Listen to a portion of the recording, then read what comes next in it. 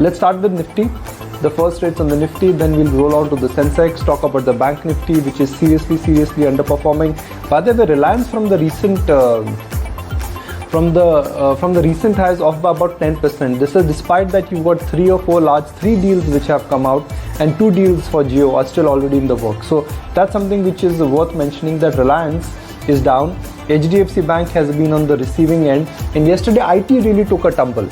For the first time, we've seen that IT stocks are getting smashed completely out of shape. So in terms of leadership names, you are left with very few consumer names, 1 or 2 auto names.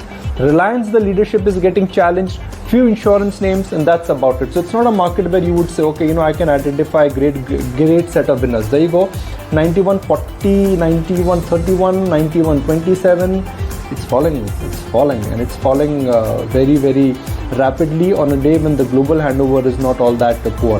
The advance decline ratio continues to surprise us. 692 advances, 272 decline, so which is not looking bad at all.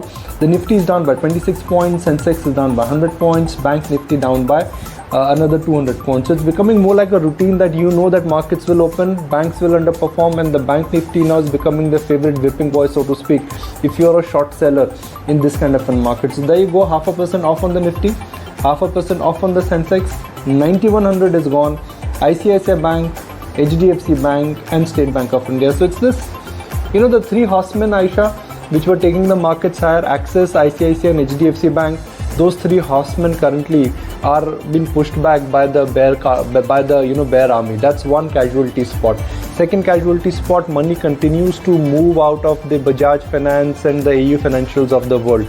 So there is a big hole suddenly in the financial space, which accounts for 40% of the weightage. Imagine someone's put a harp in the heart of the market, and the market is bleeding. And that's a simple analogy I would like to use when it comes to the underperformance in financials. They overowned, there is a concern, the government package is good, but it is not sufficient and necessary to really smoothen the nerves of the market.